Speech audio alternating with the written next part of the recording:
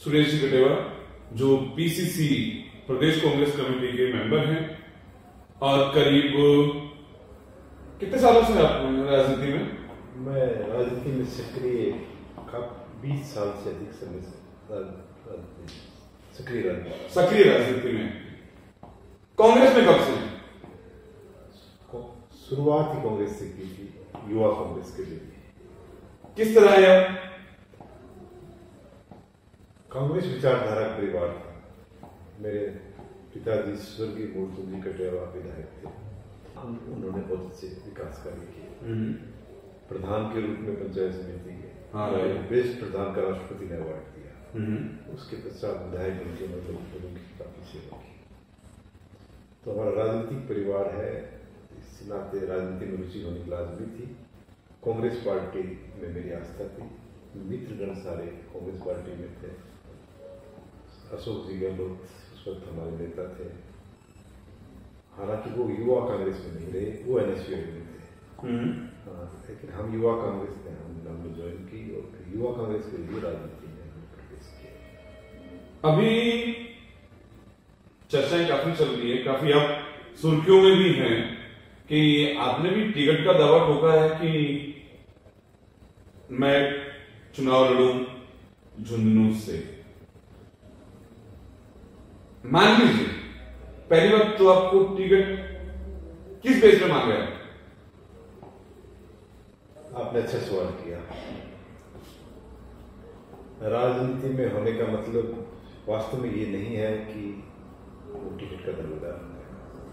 Ticket का दावा आपका तभी बनता है कि आपने पार्टी के लिए और पार्टी से विशेष लोगों के लिए कुछ किया। मैंने जन सेवा का काम किया एज ए सोशल वर्कर। वो पूरे जिले में, जिले से बाहर भी किया। इसमें फतेहपुर विधानसभा से जो भी शामिल है, उसके अलावा सीकर जिले के कुछ गाँव में शामिल है। समाज सेवा का काम करते करते, लोगों का भला करते करते, और मैंने देखा राजनीति एक ऐसा मंच है इसके जरिए समाज सेवा भी की जा सकती है और देश की सेवा की जा सकती है। सत्ता, राजनीति में सत्ता की दौड़ होती है। सत्ता का उपयोग, आपको सत्ता मिल जाए तो किस प्रकार करें, अलग अलग सोच है। मान लीजिए आपको कांग्रेस टिकट देती है जी, आप निर्वाचित भी होते हैं जी, आपका विजन क्या है डिस्ट्रिक्ट के लिए? जी, ये अच्छी बात आपने पूछी। आपको शायद सुन के अच्छा लगेगा कि मेरा विजन जो आज तक राजनेताओं का रहा है शायद उससे हटके है थोड़ा सा।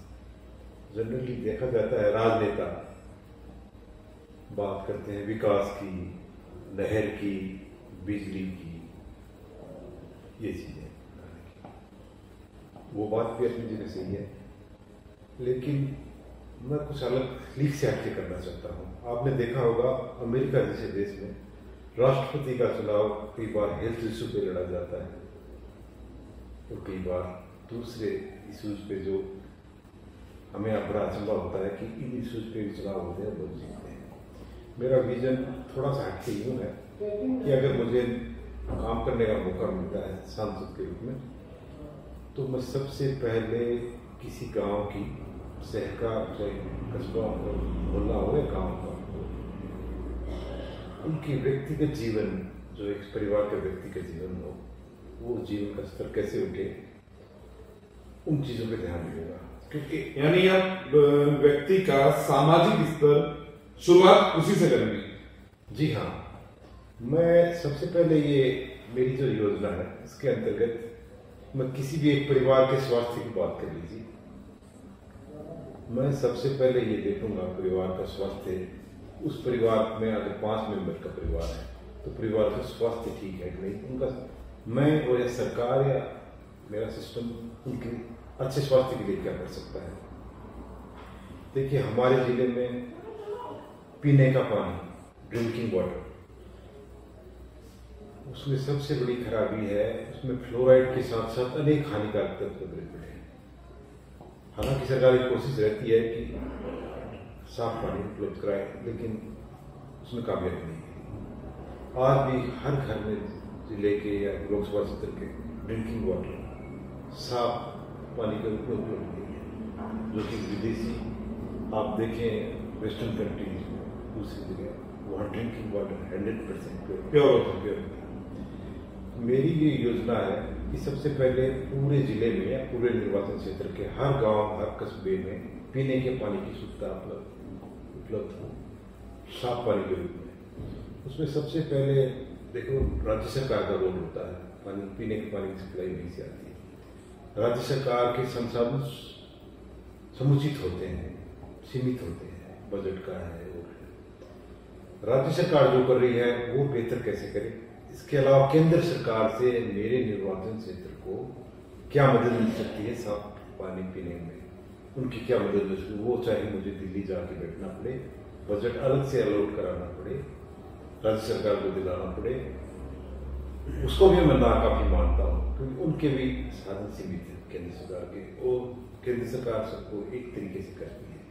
इसके अलावा मैं दुनिया भर की जो पीने साफ पानी देने की जो योजनाएं हैं, उसमें वर्ल्ड हेल्थ ऑर्गेनाइजेशन भी है, वर्ल्ड बैंक भी है, जो पीने के पानी पर अलग उनका एक, यानी जहां से भी बजट होगा वहां से लेके आएंगे और पीने के पानी की सुविधा सबसे पहले करवाएंगे। 100% प्योर पानी हर घर में पहुंचे, क्योंकि देखिए हमारे जिले के, हमारे लोकसभा क्षेत्र के अधिकांश गांव में आप देखिए घुटनों की प्रॉब्लम, चलने की प्रॉब्लम, ये सब खराब है। पानी का स्तर जो है, फिर उसका पानी का जो प्योरिटी का स्टैंडर्ड है वो 100% करके, और मैं हर घर में उपलब्ध कराने की मेरी योजना है। दूसरी, मैं 1 मिनट आपसे, दूसरा फिर उस बात स्वास्थ्य पे फिर आ जाती है। ये तो होगी पीने के पानी की, फिर स्वास्थ्य। मान लीजिए एक परिवार का स्वास्थ्य, उसमें आप देखिए कि आप एक सर्वे आई है थोड़े दिन पहले, उसमें पता लगा है कि हिंदुस्तान की महिलाओं में खून की कमी, जिसको हीमोग्लोबिन बोलते हैं, 80% महिलाओं में खून की कमी, में हीमोग्लोबिन का स्तर कम मिला है। D3 एक विटामिन होता है जो धूप से मिलता है, 90% महिलाओं में D3 की कमी मिली है। एक B12 होता है जो खून बनाने में सहायक होता है, 70% उसकी कमी है। ये महिलाओं के स्वास्थ्य की बात है।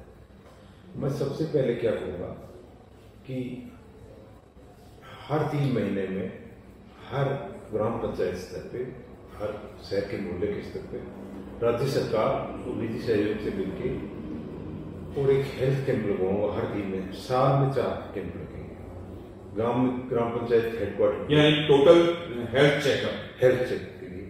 उसमें पूरे डॉक्टरों की टीम होगी, सीनियर डॉक्टर्स की टीम होगी, चाहे राजधानी से आए, दिल्ली से आए, कहीं से भी आए, वो पूरे गांव का हेल्थ चेकअप करेगी, फ्री ऑफ कॉस्ट करेगी। और गरीब परिवार जो कि दवा नहीं खरीद सकते हैं, उनके इलाज की तुरंत व्यवस्था की जाएगी। सभी मेडिकल जांचें उसी दिन पूरी की जाएंगी, और जो चीज की कमी हो उसकी पूर्ति की जाएगी। ये साल में 4 बार हेल्थ कैंप लगेगा, इसका मैं पक्का इंतजाम कर दूंगा, ताकि और महिलाओं को, बच्चों को दूर अस्पताल नहीं जाना पड़े, उनका स्वास्थ्य की देख रेख कैसे हो, ये व्यवस्था करने की मेरी ये है कि एक घर को मैंने सुखी कर दिया, उसी तरह से सब घरों को सुखी करूं स्वास्थ्य के रूप में। उनके जो शरीर में विटामिन की जरूरत है, जो भी है आवश्यकता, वो पूरी की जाए। चलिए, ये तो देखिए सबसे बड़ी बात है कि अगर शुरुआत ही किसी अच्छे काम से हो और किसी के अच्छे स्वास्थ्य के लिए हो, उससे बड़ी कोई बात नहीं होगी। ये तो चलिए आपका ड्रीम है, आपके और भी ड्रीम होंगे, वो पूरे करने होंगे आपको जी। अब काम की बात करते हैं जी। अब बात करते हैं टिकट की जी। हाँ, यहाँ पे कई दावेदार हैं जी। राजबाली जी ओला ओला परिवार से हैं जी, शरण कुमार जी जी, आप खुद हैं जी, और 2-3 लोग और भी जी। यहाँ एक परिवार का वर्चस्व है जी, ओला परिवार है जी। जब भी कोई बात करते हैं टिकट, भाई ओड़ा परिवार, जी लोगों के दिमाग में एक ही रहता है, तो ये टिकट मिलेगी कैसे? ये भी आपका अच्छा सवाल है। देखिए, आप जिस परिवार का जिक्र कर रहे हैं, वास्तव में राजनीति में काफी लंबे समय से परिवार है, लेकिन राजनीति में जो लोग सक्रिय होते हैं, टिकट मांगने का हक सबको है। ये पार्टी को निर्णय करना होता है किसको मौका दे, किसको नहीं दे। उनको कई बार मौका दिया है, पिछले चुनाव में भी मौका दिया था। अभी विचाराधीन लोगों में उनका भी नाम हो सकता है। हो सकता है, जी हाँ, क्योंकि आज मैं और आप या कोई व्यक्ति ही नहीं कह सकता कि पार्टी की क्या सोच है। नया नेतृत्व है दिल्ली में, आपने देखा होगा दिल्ली का। हाँ, काफी चीजें चेंज करती है, एकदम झटके से चेंज हुई है कि कई चीजें एकदम कट गई। जी हाँ, और मंत्रिपरिषद का गठन हुआ, उसमें भी आपने देखा होगा हमारे चुनाव का नाम ही नहीं, जहां विजेंद्र जी ओड़ा को होना चाहिए था, जहां डॉक्टर जितेंद्र सिंह को होना चाहिए था, वहां नहीं हुए। तो आपने जो सवाल किया था उसका जवाब आपने खुद दे दिया है मेरे ख्याल से। यानी अब वो बात नहीं रही। इसका मतलब तो यही है भाई, मैंने आपसे क्वेश्चन पूछा और आपने भी वही बात कही है, तो इसका मतलब इस बार चेंज हो सकता है। संकेत ऐसे नजर आ रहे हैं। जिस प्रकार मंत्रिपरिषद का गठन हुआ और आप विजन है नई लीडरशिप का, नए लोगों को आगे बढ़ाने का, जिनकी सोच अच्छी हो, विजन बड़ा हो, तो उस पर संकेत ऐसे नजर आ रहे हैं। इसीलिए मैंने अपना आवेदन पार्टी से किया है कि मेरी आवेदन की अनुसार करें। 4 लोग हैं जी, डॉक्टर राजकुमार शर्मा जी, डॉक्टर जितेंद्र सिंह जी, विजेंद्र ओड़ा जी, और आपके फतेहपुर के जो हाकम अली जी, विधानसभा तो यही आती है ना? जी, जी हाँ, लोकसभा क्षेत्र का हिस्सा, लोकसभा क्षेत्र का तो हिस्सा है। जी, जी, मैं इन 4 की बात कर रहा हूँ, और जेपी चंडीगढ़ जी 5, जी हाँ, 5 भाई अपने में जी। पर, लेकिन आपको लगता है कि ये जो 5 लोग हैं, इसमें डॉक्टर राजकुमार शर्मा लगातार 3 बार जीते हैं। जी, कांग्रेस से तो जीते नहीं थे, इस बार कांग्रेस से जीते हैं। जी हाँ, और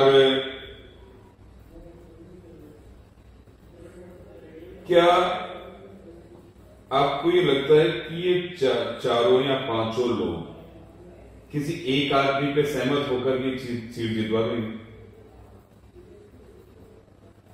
देखिए, ये लोग विधायक हैं, निश्चित रूप से जन समर्थन इनको हासिल है।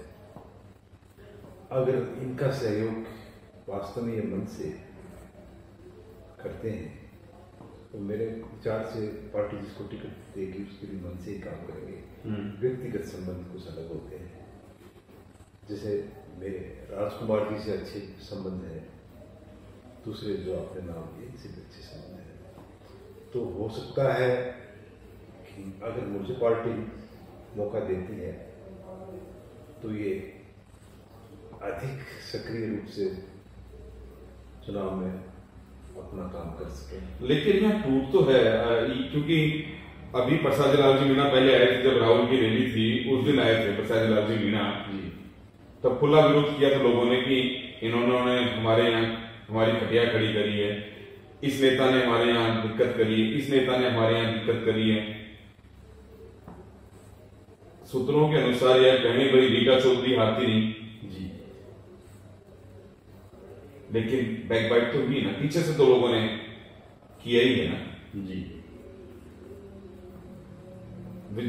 श्रवण कुमार जी बहुत भारी थे जी, हार गए जी, उन्होंने भी आरोप लगाया कि मुझे हराया गया है जी।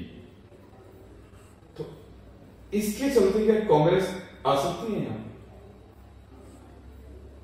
ये भी जिस हिसाब से मतलब एक दूसरे पे आरोप प्रत्यारोप, जैसे कि नवलगढ़ में देख लीजिएगा जी, नवलगढ़ में कांग्रेस के दो बड़े नेताओं पे आरोप लगे हैं कि डॉक्टर राजकुमार शर्मा को हराने के लिए ना उन्होंने कमर कसी थी। जी हाँ। और खाली दो बड़े नेता नहीं, कई नेताओं पे आरोप लगे हैं कि उन्होंने राजकुमार शर्मा, लेकिन राजकुमार शर्मा का जो खुद का जनाधार है उसका राजकुमार शर्मा जीत गए, नहीं तो लोगों ने कसर नहीं छोड़ी थी। जी देखिए, राजकुमार जी शर्मा की आप बात कर रहे हैं तो उनकी छवि एक अच्छे नेता के रूप में, एक अच्छे कार्यकर्ता के रूप में मानी जाती है। He is public friendly. Okay, हाँ, वो हर चुनाव में उनकी लीड बढ़ जाती है। इसका मतलब उनका काम करने का तरीका अच्छा है। देखिए, जनता का फैसला कभी गलत नहीं है, प्रकृति का फैसले भी गलत नहीं होते हैं। और जनता जो उस वक्त फैसला करती है, उस वक्त विजन जनता का सही होता है। राजकुमार जी शर्मा की बढ़ी हुई लीड उनका जन समर्थन दर्शाती है। वो अचूक अच्छा काम करते हैं, हर एक व्यक्ति से उनका व्यक्तिगत संपर्क है, उनके सुख दुख में काम आते हैं। इसीलिए पार्टी ने भी अब की बार अपनी टिकट पर उनको चुना है। और उन्होंने पार्टी की टिकट पर लड़के, पार्टी ने जो भरोसा उन पर किया था, उस भरोसे पे कायम रहे। उन्होंने उस भरोसे का जवाब अपने अच्छी जीत से दिया और पार्टी के लिए एक मजबूत आधार अपने निर्वाचित क्षेत्र में काम कायम किया। चलिए, हम तो भगवान से दुआ करते हैं कि आपको कांग्रेस हाईकमान टिकट दे जी, और आपने जो सोचा है जी, वो आप पूरा करें। जी। और देखिए, एक नेता होता है, मैं विकास करूंगा, मैं नहर लाऊंगा। अभी उन्होंने कहा भाई नहर की बात तो मैं कर ही नहीं रहा, क्योंकि नहर तो कितने सालों से आ रही है जी। एलआईसी भी ले आई ना नहर, अभी तक कुछ नहीं हुआ है। कुछ दिन पहले एक नेताजी ने कह के गए कि नहर का पानी जल्दी आ जाएगा।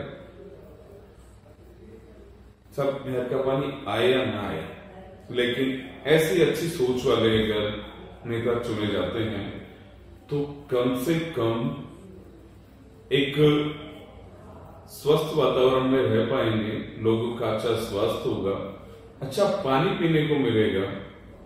देखिए, इंसान को चाहिए क्या है? जनता को कोई बड़े काम नहीं चाहिए होते हैं, बस बड़े काम नहीं चाहिए होते।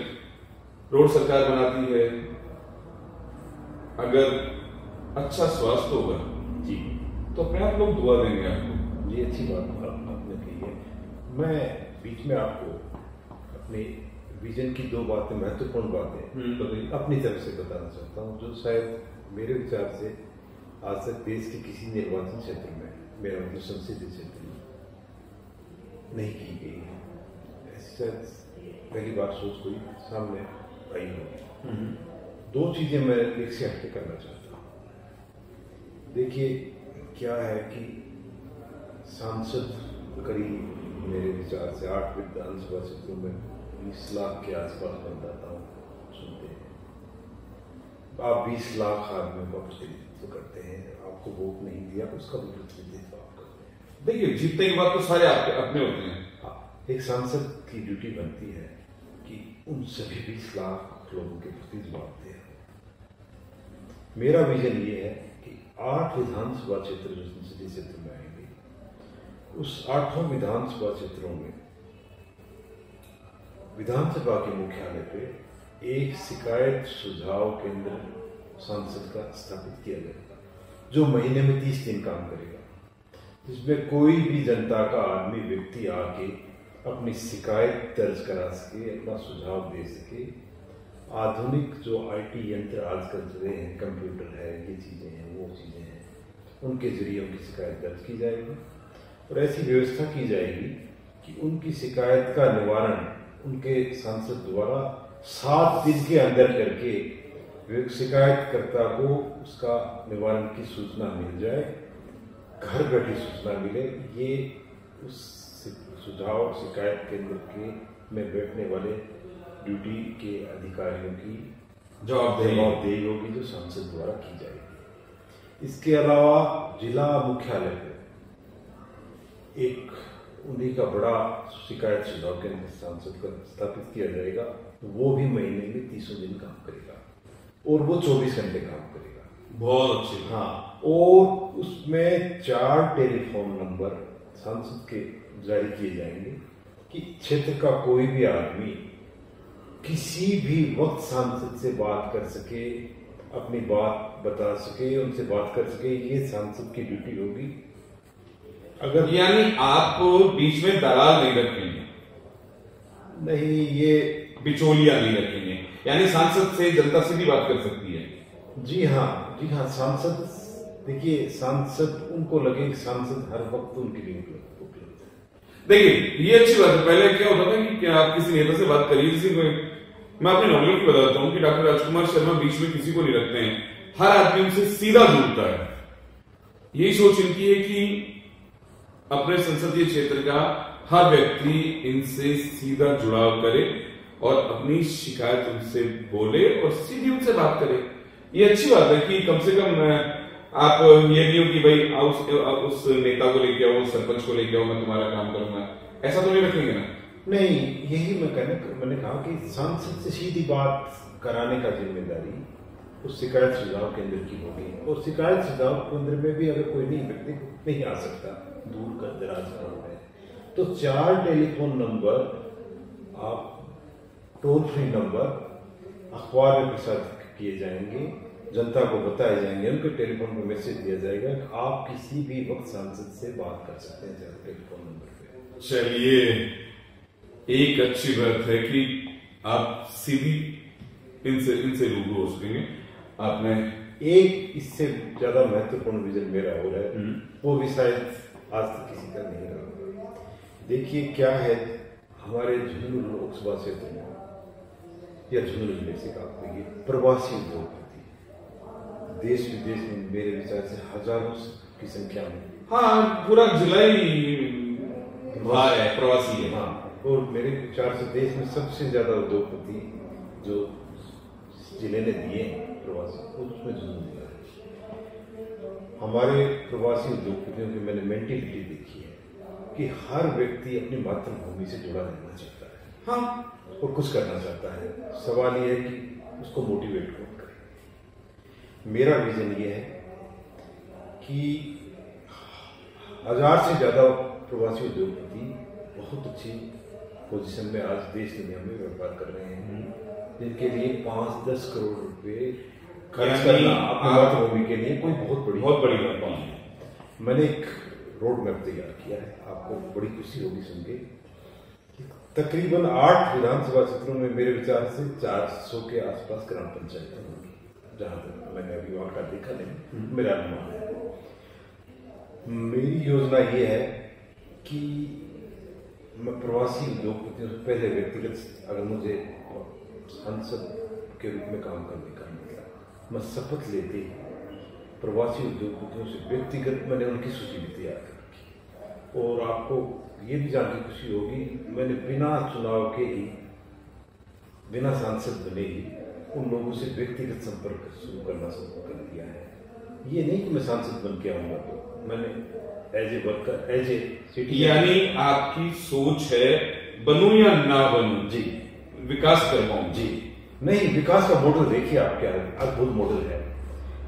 400 ग्राम पंचायतों को मैं कोशिश करूंगा कि 400 उद्योगपति छांट के तैयार करके उनको हर एक ग्राम पंचायत एक प्रवासी उद्योगपति को 5 साल के लिए गोद दे दूं या दिला दूं, लेकिन वो ग्राम पंचायत और ग्राम के लोगों की मर्जी पर जानी कि आपकी ग्राम पंचायत किसी एक प्रवासी उद्योगपति को गोद दी जा रही है 5 साल के लिए। गोद देने का मतलब ये है कि देखिए, वैसे तो ग्राम विकास का जिम्मा राज्य सरकार का, केंद्र सरकार की योजना होती है, लेकिन उनके संसाधन सीमित होते हैं।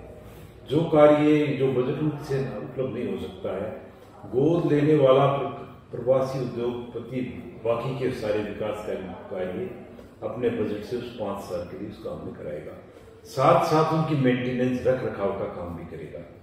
और मैं समझता हूँ किसी भी एक ग्राम पंचायत में देखिए 2-3 ग्राम तो होते हैं ग्राम पंचायत में, तो कम से कम 10 करोड़ रुपए का बजट मैं मानता हूँ सरकार की योजनाओं के अलावा एक ग्राम पंचायत को हाँ लगता है एक विकास के लिए, रख रखाव के लिए 5 साल के लिए जरूरत पड़ेगी। तो 10 करोड़ या जो भी बजट होगा वो प्रवासी उद्योगपति अपने बजट से उस ग्राम पंचायत पे खर्च करेगा, रख रखाव पे खर्च करेगा और 5 साल का जिम्मा प्रवासी उद्योगपति लेगा। ये 400 या जितनी भी ग्राम पंचायतें हैं, मैं उनकी सूची बना के उनका सम्मेलन बुला के जिले में सम्मेलन बुला के और उनसे अनुरोध करेंगे कि एक एक ग्राम पंचायत की घोषणा प्रवासी अपने मुंह से करे कि 5 साल का रख रखाव की जिम्मेदारी मैं ले रहा हूं। और वो चलिए अपनों को अपने के नजदीक लाने की कोशिश की है जी, अच्छी बात है। हाँ जी, आपने राज समाचार से बात की जी, बड़ी खुशी हुई कि ऐसी सोच वाला आदमी हमारा नेता बनता है जी। और हम लोग दुआ करेंगे कि आपको टिकट मिले, आप सांसद बने। जी चलिए।